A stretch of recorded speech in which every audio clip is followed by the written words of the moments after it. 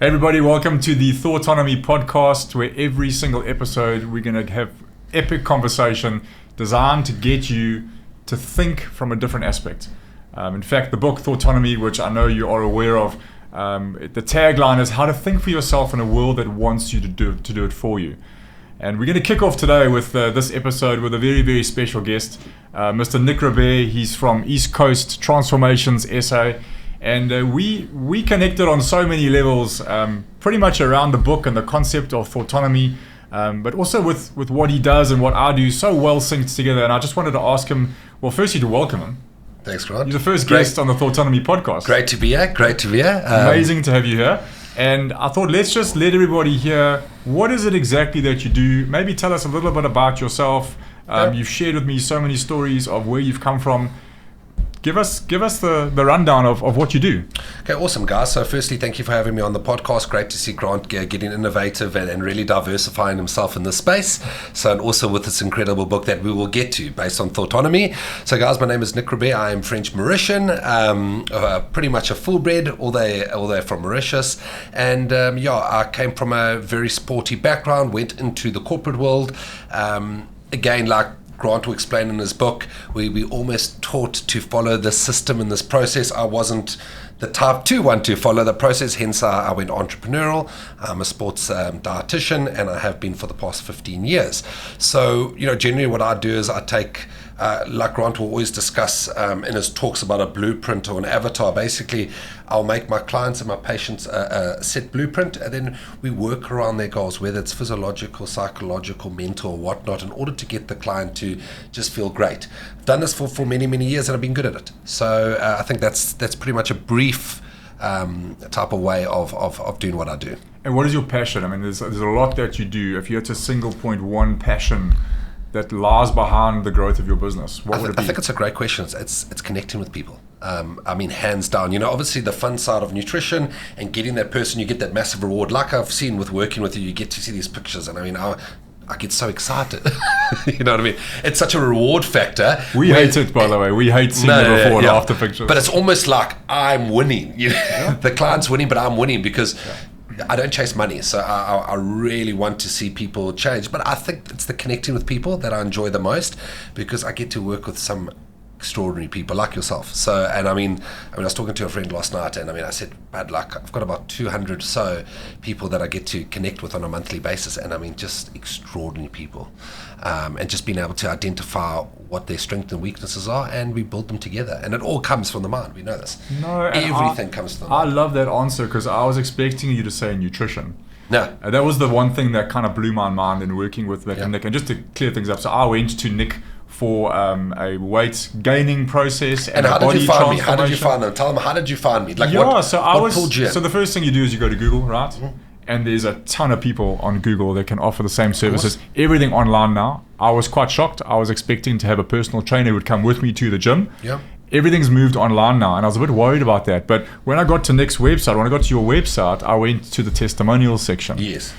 And again, you look at the testimonials, and you're always in the back of your mind thinking, oh, these are staged, Correct, yeah. And unrealistic. Then I saw a mate of mine. Yeah. I saw someone I recognized and related to. Yeah. And that was, for me, the absolute deciding factor. And I picked up the phone, or I popped you the mail, and that was the beginning of it. But when I asked you the question on passion, what is your passion that drives you? I expected you to say nutrition, because that was the thing that surprised me the most. Your knowledge and your passion on nutrition is top level. But to hear your answer of connecting and relationships, that's more powerful in terms of my why, right? Yeah. And as a coach, and I know this because you know that as much as I do real estate, I'm a coach. I coach real estate people, I coach salespeople, I coach negative and limiting beliefs. There is no bigger, more fulfilling reward than to see somebody go from here to there 100%. And to help them, because they're doing it themselves. They have to do it themselves, but you're the catalyst, you're the accountability partner, and when you see that progression in another person, I don't believe there's a better, more fulfilling feeling. Correct. Well, I think because when you do something for so long, I've done nutrition for so long, of course I love it, but it's become easy because you almost follow the same system, but connecting with people and a lot of people don't realize that what I do, it's not like, okay, you're very static because we've got a set goal, but I've also picked up your discipline structure. There's not many grants out there, but being able to connect people with, we're talking about the lowest end of a person's discipline, the person that can't even wake up in the morning, and you start to see these small changes appear. You start to see a person develop. We're not even focusing on losing weight yet. We just want to get the person to get up and get going. Yeah. And then a year down the line, you start to see this massive change in the person, ends up getting a better job. I promise you right now, I can't even explain how many times I've actually seen it. Guys that have come from drug addiction. Yeah. Okay? You would never think they would own a home. You would never think they would get married. Like Jono, I think I've spoken. And he's not in that situation, but a guy that's just come from, obviously a specific background, being overweight, so forth, and we've kind of got to this pinnacle. I mean, he's done so well in the corporate world, his sales, his confidence, and I mean, like, I didn't do that.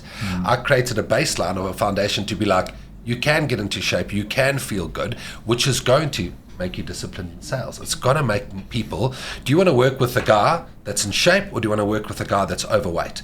You're automatically drawn to person. I personally believe this, and I don't think it's fat shaming or anything like that. I think that you're drawn to the person that has self-respect for themselves. And you go, I want to work with Grant. Because he takes care of himself, he talks loud, he's confident, he knows what he's selling, compared to the guy in the corner that maybe lives an unhealthy lifestyle. I'm going to be, me personally, I'm going to be drawn to the guy that stands up, knows what he wants to sell, knows me as a client, or trying to figure me out as a client, and I'm going to be pulled to that energy. Compared to someone that's unhealthy. Let me add a personal experience to that is, I mean, from the outside, I've always seen massive gym guys, and you kind of look at them and you go, they're massive, right?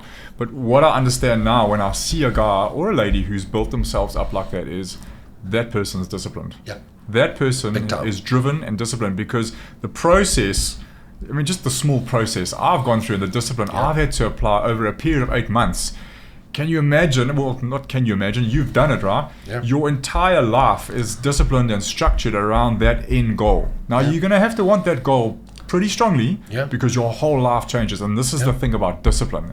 And we were chatting about it earlier. Discipline is about doing the things you know you need to do at the time you need to do it, and most importantly, whether you feel like it or not. 100%. And to get into that shape, your whole life is around that now. I think a lot of people, they fear it. Same as business. I mean, why do you think you have the 1%ers? I mean, why is not everyone like Grant? Why? Because it's too difficult. So people give up, and it can be the smallest thing. I'm too lazy to wash my car. I'm too lazy to do that. But you've got the ability. You've got 2 arms, 2 legs. You've got the ability to absolutely do anything. But it's people are almost pulled back by, it's all mental. We all have it. Well, we all have the same choice. Let's pull into that conversation quickly, because that's the concept behind the book, right? Amazing, by the way, guys. Amazing. So, thank you. So, as a coach, I sit in front of talented people all the time. You must sit in front of people and you must get excited and go, wow, I can't wait to work with this person. But they, for some reason, can't or don't show up. In other words, they've got all the potential in the world, they're talented, and you're waiting for them to explode, and you give them the blueprint. You'll give them a diet or an exercise plan. I'll give them a coaching plan, which is guaranteed for results, but they just can't take action. So that was the thinking behind the book, was to go, well, there must be something about the way this person's thinking. And I also obviously went into my NLP coaching and I studied that. And the biggest thing that I got from that is understanding that if success is activity driven, in other words, if I want to be more successful in life, I must just do more of the activities in the blueprint, right? Of course. If I want to be less successful in life, just get lazy and stop doing stuff, right? Well, a blueprint was created for it to be successful. Yes. But if you have a blueprint, one of my favorite sayings, I say to people, why do you do what you do when you know what you know? In other words, here's the blueprint, or Nick gives you a diet. So why would you do anything else? Correct. Why would you look at this plan that's going to guarantee you the results you want and do anything else? So why do you do what you do when you know what you know? And most people don't know what they're doing, because most of our behavior is unconscious. Correct.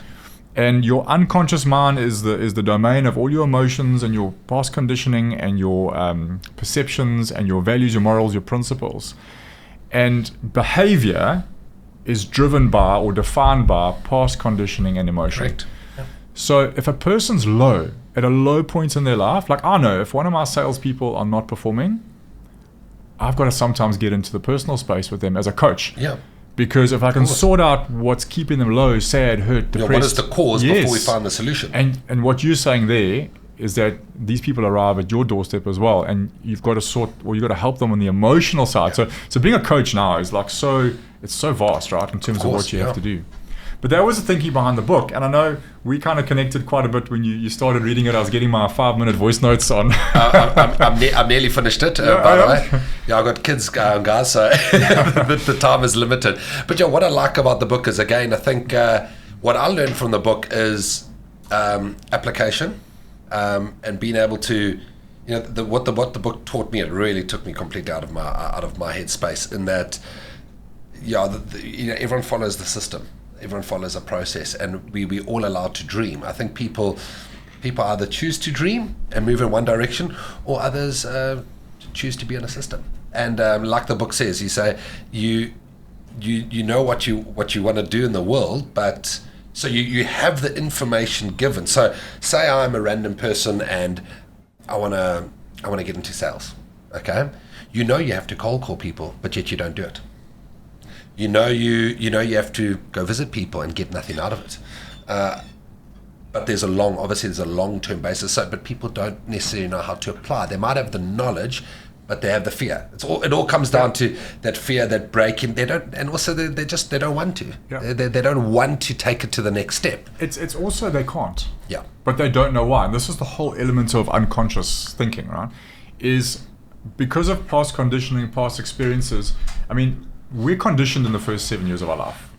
Literally, the day you open your eyes, that's when conditioning starts. And a lot of that in the first 7 years is we're seeing and we're downloading from the people around us, most probably our parents. Correct. And we don't question anything. And that forms the basis. And a lot of our beliefs and our thinking comes from that period of time.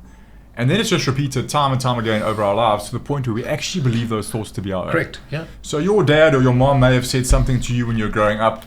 Oh, the love of money is the root evil, or root of all evil. Kids, that was an incredible statement. It is how a person thinks. People that don't do well will tell you that money is the root of evil. But you'll get people that have done well. Their focus hasn't been on money; it's been on success. That has built them to that financial point. Yeah. I think that's an excuse when people say that money is the root to all evil. I've been corrected a few times. I said in the book, money is the root of all evil. A lot of people have said it's the love of money is the root of all evil. Yeah. Yes. So I've had people in this office of mine who I've been coaching who are fearful of making money. Okay. Or fearful of spending money to make. So entrepreneurship, you got to spend money to make money. You spend on advertising, you spend on marketing. They won't spend money. They want it in the bank account. And when I got deeper with them in the conversation, it came back to, when I was young, money was scarce. Yeah. And we didn't spend money.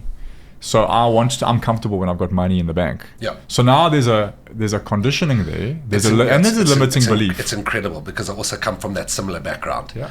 I look at my parents also. I mean, great upbringing, but they were born into a system where you have to follow the white picket fence. You know what I mean? There's no breakout because they were conditioned by their parents. Absolutely. So as the system goes, you broke the mold, I broke the mold, because I'm probably one of the first entrepreneurs in my family. Yeah. And I've always done everything independently. And that's power, because as you said, you've broken. So now my son, I'm hoping my children, if they don't need to study, and obviously tertiary education is good, it puts you in a good place, but I'll give them the option to either go into the business world and let them also find their own feet, not be forced into something that they may not even enjoy. Get them to feel what they want to do. And that's I call it the curse in inverted commas, the curse of generational thinking. Yeah. If I'm conditioned powerfully in the first 7 years of my life by my parents, I'm being conditioned by the thinking that they more than likely got from their parents. Correct. So I say it in the book. If our thinking that we're carrying or holding on to today, and your thoughts become your activities and your behaviors, right? If my thinking is based on beliefs and thinking patterns that are 2 to 3 generations old, and the world has shifted so dynamically in the last 3 generations, are my thoughts serving me well or are they holding me back? Correct. And what the listener or whoever's listening to this needs to go is like, am I achieving what I want to? Am I achieving the happiness that I want? Or do I feel that I can do more with my life and I'm frustrated because it's very frustrating? I know I can do more, but I'm holding myself back and I don't know why. Why? Because it's unconscious. Of course, yeah. So are my thoughts serving me well? And if they're not, then I've got to take a step back and go, right, where do my thoughts come from? Yeah. Where's the pattern? And I think when you read the book, that was the first message you ever sent me was you actually voice noted me and said, oh my gosh, this is me, this is my dad, this is my family. And nobody thought I was doing the right thing, starting my own business. Yeah. But it's not their that's fault. The fear. That's the fear. I was conditioned to follow the same path that they were taught. Yeah. And then when I broke out, it also affected them. Yeah. Because it was out of the box thinking like, is he gonna make it? Like. But they're doing it out of love. Oh no, of course. They care for you. They're protective. That's all they know. Yeah. Which is like. No, it's powerful. And I've done this Thoughtonomy talk a few times on stages, and people literally come up to me in tears, and they say to me, Grant, unbelievable. I've been sitting in the audience crying because something you've said has made me realize, oh my gosh, I've thought this all my life. And now I know where it comes from. That's unbelievable. Yeah. And that's the first step, right? Yeah. Because if you make the unconscious conscious, now I can do something about it. Correct. When I was young, I was a fat kid. You know this, it's in my book. I know now. I used to walk to the fridge in holidays. I remember walking to the fridge, opening the fridge door, staring at the fridge, realizing, why am I here? Closing it and then walking away. When I was bored, I would just walk to the fridge and eat. Yeah. I didn't realize that until now. I think back and I go, oh my gosh. What is the purpose of you going to, so you almost have this affirmation decision prior to consuming the food? Just used to eat when I was bored. But I remember opening the fridge door and going, what am I doing here? That's unconscious pattern, unconscious behavior. Yeah. Now, how many of you listening to this podcast are going, oh, wow. Right? But understand that it's your behavior and your ability to take action or not take action in any aspect of your life. We could be talking about business, relationships, physical fitness, personal well-being. You have the power to make a decision, a different choice every single day of your life. Yeah. But Absolutely. we tend to make the same choices that we used to because we get stuck in that kind of comfort mode. But it's always a comfort zone, and I think that's your big difference between guys that are very, very successful. I mean, how many of these big guys have failed? And to fail is a fear. I mean, I'm scared of failure, of course I am. But also, when you fail, you also grow. So, but again, we're not even there yet. We at the point for the listeners is to almost understand that we've all got this within ourselves. 100%. But yes, we've been conditioned from birth that we need to follow a certain process. And not that I'm against schools, not that I'm against varsities, but I think if you got creativity and diversity, believe in yourself, fail, and find something that you're good at and dominate it. So school, interesting topic. I'm also not against school. I love school. It was the best years of my life. If we talk about conditioning, right? First 7 years, your parents, and we then go from age 7 into a schooling system for 12 years. Yes. Do you think 12 years is enough time to condition you? Absolutely, right? More than enough time. More than enough time. More than enough time. So I always ask people. Do we know better? We don't, no. Would we need 15? Would we need only 8? But, okay, so this is what I see in my industry, which is sales. Would you say, if I asked you, what do you think is a more default way of thinking? Thinking like an employee or thinking like an entrepreneur? Default for most human beings. Yeah. What would you say? Are most people thinking like employees as a default or thinking like entrepreneurs as a default? People are only thinking like employees. Employees, 100%. In fact, your entrepreneurs stand out. And one of the reasons why is the conditioning of school. For 12 years, we are told what to do, what to learn, how to dress. One answer. Don't shout out unless you put your hand up in class. We have to because of, we've got to be disciplined in class. But for 12 years, we are in this system that basically tells us what to do. Correct. With one single purpose, to prepare you to go out and get a job. So we come out of school after 12 years, and most human beings... very little experience. Yes. Yeah. But who are you? Who is the little individual that goes into school at age 6? Is a totally different person. Of course. It's your spontaneous, fearless little kid, right? Think of a 6 or 7-year-old child. Correct, yeah. Right? So we all have it within us. We just have to unlearn some of the conditioning. Correct. And that's what I see. And I mean, in entrepreneurship, it's not easy. And I think that's where people need to realize. But again, in anything in life, if you drive it, you will succeed. Yeah. You won't fail. But it's stepping outside of yourself for a minute and going, okay, So this is the way I've been thinking. These are the things I've always believed. Are they serving me well? If they are, and you're happy, and you're achieving, and you're doing everything that you want, and you're feeling fulfilled, like, I'll high-five you. You're doing amazing. But if you're frustrated, you know you can do more. You know that you have more potential. And this is most people, by the way. Yeah. They know they can do more, and they're actually frustrated inside. But they don't know another way, because their behaviors, the things they're doing, are not leading them down the right path. Yeah. And because it's unconscious, they don't even know that they're doing it. Yeah. And wow, when you get this, it's a game changer. It really is. Yeah. Let's talk quickly. Just we're having a great chat. Actually, I don't even know how we're doing the time. But just in terms of what you do and what I do, there are so many similarities. Yes. Right? Give your client a blueprint, and they got to follow it. We've spoken quite a bit about discipline, so I'm gonna leave discipline. So my success formula, for me, I always say that success is relatively simple, and I don't say that to be arrogant, so please don't take that as an arrogant way, but the formula is simple. You need a goal. You need to know what you want. Right? 100%. So then we take the goal, and you've got to be specific and measurable and achievable and all those smart acronyms.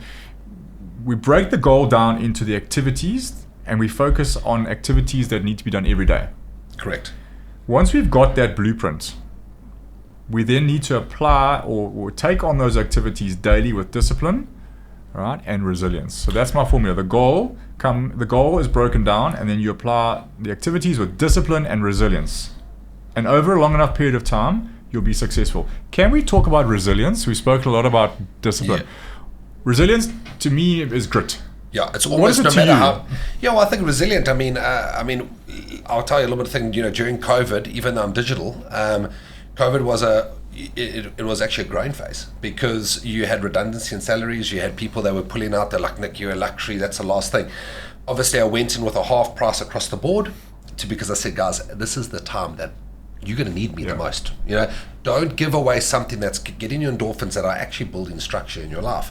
And funny enough, that grew my business. A lot of those people, 90% stayed. They've been with me even past COVID, because you kind of put them into the situation. Guys are getting sick. People are losing parents. It happened. Yeah. People are losing 50% of their salaries. Guys are in a place of like, what is going on here? Kids are at home. There's no school. Blah blah blah, like this. And it's just especially in hard business. What am I going to do that's going to be different? What am I going to do that's going to overcome? Because they're tough times. No business runs perfectly smooth. So I think you have to be resilient in pretty much anything. Specific, obviously, to sales, because if you work in an 8-to-5 job and you on your normal CTC, I don't see much love and challenge, compared to someone like in Remax selling a home. You can sell as many homes as you want if you want to. Yeah. If you're resilient to charge up and do things differently. Resilience is a vital thing. A lot of South Africans have it. I think it's a South African power. A lot don't. And why I add resilience into that is because everyone expects this instant gratification. Yeah. And let me tell you, 100%. I delayed coming to you or anyone in your industry because I was so fearful of the hard work that I knew it was going to have to change my life. I was going to have to change eating patterns. I was going to have to start lifting weights that I hadn't done for 25 years. Right? And I knew that in those first 2 to 3 weeks, I was going to be in pain, I was going to be hurting, and I was going to see no difference. Yeah. Now, remember also that resilience that you continue. So you'll get people that, you have to be honest. You can't sell a dream. So you'll get people like we've discussed in the past. You're not going to get results. Age dependent. But what do you think I was looking for? I was looking for the quick fix. And when I realized that, I was like, hang on a second, this is what you coach. You got to practice what you preach here. 100%. You're going to have to go through the first 2 months of seeing no results. Yeah. And that's what my agents do, and any salespeople, right? When we start building relationships, we start seed planting, we don't see results straight away, but most human beings want instant gratification. And this is why resilience is so important, because you stick to that bloody plan, whether you feel like it or not, for as long as it takes to see results. 100%. But isn't it like that with everything? Absolutely. Well, with a client in like your agents. People give up probably too quick. Yeah. They go, oh, there's a stronger agent. Oh no, it's Sandy there. Yeah, Sandy's very aggressive. She always looks beautiful. Her videos are amazing. But we can do better than Sandy. Yeah. How do we do better than Sandy? So again, I think we all have different ways on that, but I think especially in the property world, specifically if I was an agent, I would go and research the top male guys that are selling, and I would beat their videos. I'll beat what they're offering, and I'd pull spins on it. Yeah. Okay, so I would go and I'd learn and I'd study from them, Yeah. and I would use it against them. Yeah. And resilience.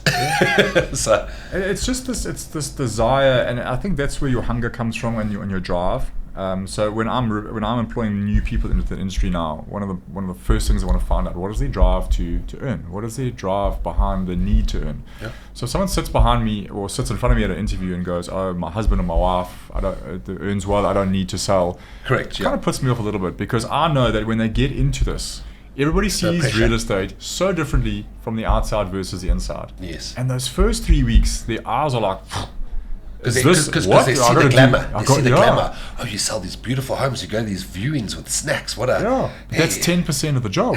This is a sales job, right? And any sales job, you got to get stock. You got to get a homeowner to trust you to put the home on the market. Correct. If you don't have stock, you're not going to earn Yeah, of consistently. course. So when they get you, they realize that it's actually a lead generation and a prospecting job, and you're going to be on the phone. Yeah. Right? Now, if my drive to succeed is low and I don't really need to earn money, and I'm now faced with doing activities that are making me uncomfortable, I'm not going to do it. So the kind of the why and the drive behind it all is a big factor in the resilience. And I don't think you can teach resilience. Yes. I don't think you can. Yeah, I also tend to agree with that, because I've seen it in a lot of my friends. Even when you mix around, I'll think that I'll pass off some wisdom, there's some form of knowledge. Like I've learned a hell of a lot from you, and I like to learn from not necessarily people older than me, people that have gone through different experiences. And unfortunately, the mass majority of people worldwide, they've got no problem with accepting mediocrity. So it's you can't sell it. Like, I was talking to one of my friends out there, and I said, "You've got so much potential. Surely you would want to do more, even in the evenings. Even if you taught, say, English to Chinese schools, you can make an extra car, you can cover your car installment." Obviously, that's the way I think. I'm already processing how much more can we do to improve my life. Okay? Not, I'm willing to put in the hours, okay, but I also want a better lifestyle. People will just work with what they need to do. Yeah. If I need to work at 11 o'clock every single night for a couple of years to get me to be better, I will do it. Yeah. I don't know what switched on in my head when I took on this program with you. I really don't. But you've done absolutely amazing. Thank you. But I think one of the drives that I had is I wanted to show my team, hey, I'm applying the same principles that I'm teaching you in sales and real estate to my personal life and my physical fitness. Yeah. And I remember, there's been times where friends of mine have left my house at 6 o'clock, 7 o'clock on a Saturday night, and I've gone to the gym, because I knew I had to get my workout in. Yeah. I don't know. That's not me normally. But I think. Have you also enjoyed it? Have you enjoyed it? Despite. Loved it. We have been a lot more strict compared to other lifestyle. But have you enjoyed the process of the feeling? The Yes. feeling that. I generally get into something like this, and we talked about pain earlier, right? I started running after my divorce. I needed something to get my mind right. Yeah. And ended up, as a non-runner, doing a 21K, which was the worst day of my life. I hated it. I'm never doing it again, but I did it. But you did it, yeah. You broke out the comfort And zone. this as well was low patch, something to focus me, and it kept me focused, and it was something to focus on every single day of my life. But then it became something bigger than that. It was like, I'll have something to speak about off a stage one day, because I'm applying the same principles. Now I can talk about applying it in real estate and sales and applying it in personal life. But it became this thing of, I've got a point to prove, and then people start watching. So I'm a big believer you announce your goal to the universe, right? Correct, yeah. Because once you've done that, you can't hide if Correct. you can't suddenly stop because it's not working out for you and hide. And I've also seen it just by, I've been here for, the last hour or so, just connecting with people. They're all attracting to your energy, because you're in fit, you're in shape. It's a topic of conversation. I think a lot of people have almost been... They comment on my lunch every single day, because they're watching, right? But it's discipline. It's discipline. So I'm leading, I'm showing them discipline. Correct. And I want them to see the results, not because Grant wants to stand up and flex. That I'm not going to be on any stages, but I want them to see that everything is possible. So I always say to them, everything you need in order to be successful, you already have. everything, and if we have everything that we need in order to be successful, then why aren't we succeeding where we want to? And success is relative. It's different to you. It's different to me.